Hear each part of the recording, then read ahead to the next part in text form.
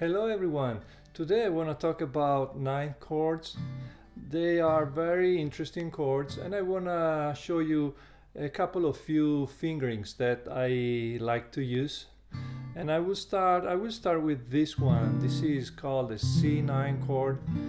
And I remember that I learned how to play this fingering a few years ago. I was trying to learn how to play The Boxer by Simon Garfunkel, and I was listening to the concert in Central Park, and right there was a very weird sounding chord at the end of the la la la section, and la la la la la la la la la, and then Paul Simon was playing a C and then back to the verse, and that was such a cool sound, and I spent a few hours understanding what he was playing there. And that's a C9 chord, so let's dive into this a little bit. Here is the root, that's the C, and E is the third note, right? 1, 2, 3, and then we have a B flat, and that's the flat 7 in the C major scale. 1, 2, 3, 4, 5, 6, 7, and we need to flat that down to B. And then we have a D note that is just this is 1, right? So this is the 9th or the 2nd, and that's a very useful fingering. I like it because you can move it around. You can move it here. Again, this is the root, that's C. So if you move it up 2 frets, that's a D9 chord. And if you go 2 more frets up, that's an E. So this is an E9 chord. And here you can also play the low E and high E strings. Very interesting, right? And actually, and if you start moving your fingers around, you will find some cool voicings here, some cool chords. For example, if you move your pinky up 1 fret like this, well, that's called the Jimi Hendrix chord. It's very, very famous, right, on the guitar.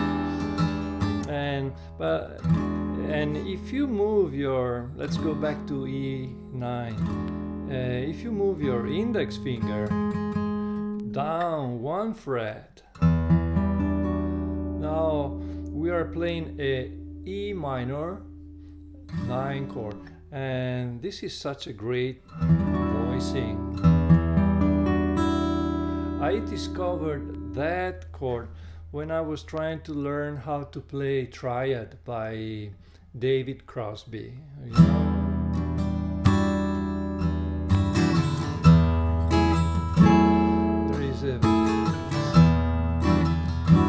He's playing those 2 chords back and forth, and they sound so great on the acoustic guitar.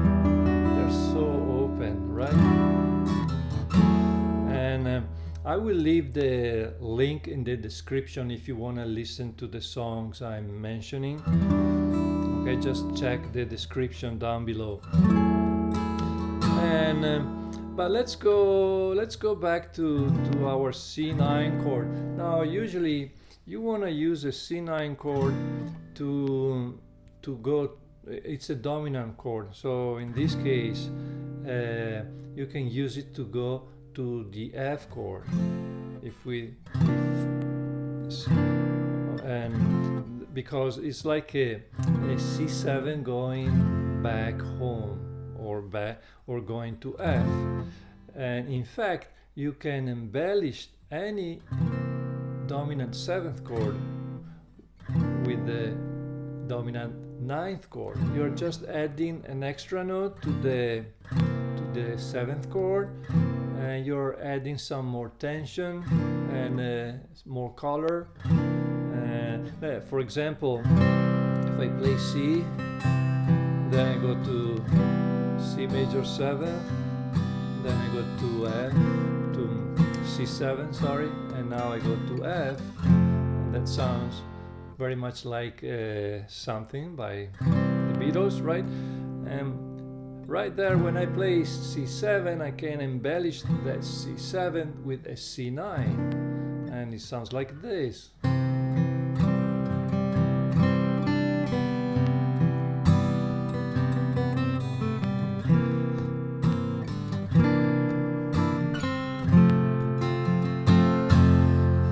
Right? So you see, it's really an interesting option that we have. So again, every time you have a dominant seventh chord going back to the one chord, you can embellish that with the dominant ninth chord. And you can substitute the dominant seventh, or you can play both. All right? And I would like to show you one more fingering. And again, this one goes back to Paul Simon. I'm a big, huge Paul Simon fan. And right now I'm playing a E9 chord. It's like an E chord, right? And again, we need to play a 9 chord. We need the flat 7, that is D, this note, and we need the 9th, that is the second note in the E scale, that is F sharp. So you see, now I need the F sharp and the D note. I need both notes, and I don't have enough fingers, so I just go like this. I move my middle finger down to the 4th string, and now I have 2 fingers available. Of course, I cannot play the 5th string anymore. And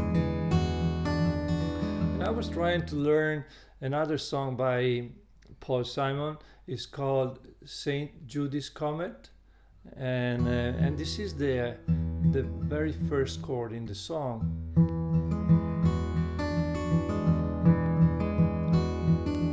And then he goes, and it's such a wonderful fingering, such a wonderful chord, such a great way to start a song. And because it's like you don't know where he's going from here, right? And this is the 1 chord actually, and so really interesting to me. Again, you can find the link, all of the links in the description below if you want to check the song out. So this is Saint Jude's Comet.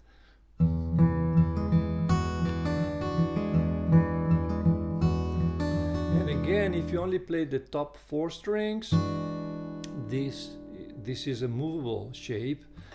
That's your root, the E note, middle finger. And so this is F9, this is G9, and A9, and so on.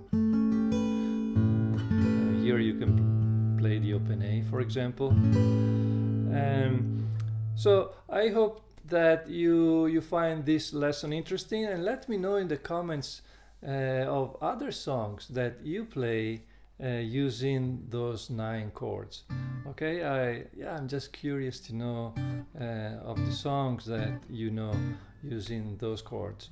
Maybe I have one more fingering actually, and if you love flat picking as much as I do, I'm sure that you stumbled on this fingering, and this is a D9 chord, and it comes from the playing of Tony Rice, and he likes to use that fingering a lot.